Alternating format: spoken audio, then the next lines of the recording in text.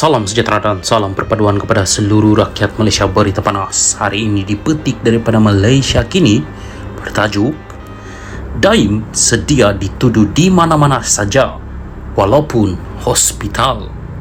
Berita penuh, hartawan Daim Zainuddin sedia berdepan sebarang pertuduhan jenayah dan tidak menggunakan alasan dirawat di hospital bagi mengelak dibawa ke mahkamah, kata isterinya.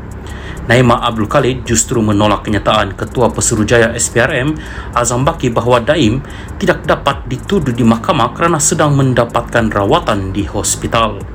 Pernyataan Azam Baki ini tidak benar. Saya boleh sahkan bahawa saya atau pasukan Guaman tidak pernah dimaklumkan bahawa Daim akan didakwa atas sebarang kesalahan. Kami hanya diberitahu bahawa kenyataannya akan direkam baru hari ini. Ketika membaca laporan media, saya tahu Daim akan didakwa, katanya. Terdahulu, Azam memberitahu Malaysia Kini bahawa mereka masih belum dapat meneruskan pendakwaan terhadap Daim kerana dia berada di hospital atas sebab kesihatan yang tidak dinyatakan. Dia juga berkata tidak akan menuduh Daim di hospital dengan membawa hakim ke sana. Menurut Azam, Daim akan berdepan dengan sekurang-kurangnya satu pertuduhan gagal mengisytiharkan hartana yang dimiliki bersama isterinya. Semalam, Naimah didakwa di Mahkamah Session Kuala Lumpur atas tuduhan gagal mematuhi notis SPRM untuk mendedahkan asid dan mengaku tidak bersalah. Sementara itu, Naimah berkata Azam cuba membayangkan Daim mengelak daripada berdepan pertuduhan serta memperkecilkan komitmen doktor yang bertugas. Biar saya sebut dengan jelas bahawa Daim sedia berdepan sebarang pertuduhan, tidak kira di mana-mana, dan akan bersungguh-sungguh mempertahankan diri berdasarkan undang-undang, kata Naimah. Katanya tertakluk kepada kebenaran hospital, Daim sedia berdepan pendakwaan politik walaupun di hospital. Dia bagaimanapun menyerahkan perkara itu Salam kepada sejahtera dan SPRM salam untuk perpaduan kepada seluruh memutuskannya. rakyat Malaysia terkini dari mahkamah. Najib tak maklumkan kabinet bon AS 3.5 bilion dolar. Berita penuh, seorang pegawai penyiasat SPRM memberi keterangan bahawa bekas Perdana Menteri Najib Razak tidak memaklumkan kabinet mengenai terbitan bon 1MDB bernilai AS 3.5 bilion dolar. Nur Aida Arifin memberitahu Mahkamah Tinggi Kuala Lumpur petang tadi mengenai perkara yang didakwa dilakukan Najib berhubung penglibatan 1MDB dalam pengambil alihan dua pengeluar tenaga bebas IPP Tanjung Energy Holding Sendirian Berhad TEHSB dan Genting Senyen Sendirian Berhad.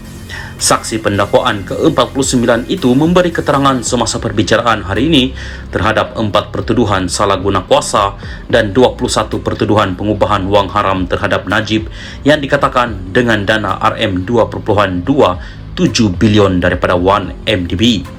Najib sebagai Menteri Kewangan tidak memaklumkan kabinet berhubung pengeluaran bon AS 3.5 bilion 1MDB, sedangkan sebenarnya obligasi pinjaman sebuah MKD syarikat milik Menteri Kewangan diperbadankan 1MDB akan memberi impliksi kepada keuangan negara. Kementerian Kewangan tidak mempunyai sebarang pengetahuan mengenai terbitan dua bon itu yang masing-masing bernilai AS 1.75 bilion untuk pemperolehan TEHSB dan Genting Senyen, kata Nur Aida kepada Hakim Perbicaraan Colin Lawrence Quera.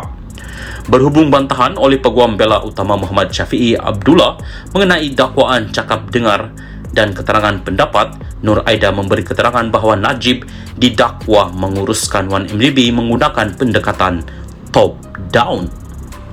Saksi itu mendakwa sisatannya menunjukkan perkara ini apabila Najib menandatangani dua resolusi bertulis yang dibentangkan dalam bentuk resolusi pekeliling pengarah DCR yang perlu ditandatangani oleh Lembaga Pengarah 1MDB berhubung pemerolehan dana TEHSB dan Genting Senyen. Pengambil alihan IPP membentuk fasa kedua daripada 4 fasa yang didakwa berlaku antara 2011 dan 2014 dan didakwa mengakibatkan berbilion ringgit diseleweng daripada 1MDB. Bagaimanapun, disebabkan bantahan daripada Syafiee atas alasan cakap dengar, Square mengarahkan supaya sebahagian daripada bahagian keterangan Nur Aida mengenai bon itu digugurkan. Square juga mengarahkan pihak-pihak terlibat membuat hujahan lisan kemudian berhubung bantahan Syafi'i mengenai keterangan pegawai penyiasat SPRM berhubung dakwaan pendekatan top-down. Prosiding Mahkamah Terbuka akan disambung semula pada 24 Januari. Najib dibicarakan atas 4 pertuduhan salah guna kuasa dan 21 pertuduhan pengubahan wang haram membabitkan RM2.27 bilion daripada dana 1MDB.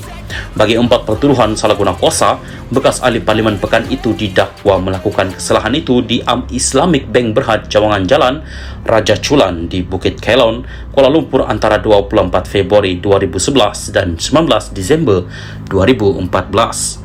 Bagi 21 pertuduhan pengubahan wang haram, Najib dikatakan melakukan kesalahan itu di bank yang sama antara 22 Mac 2013 dan 30 Ogos 2013.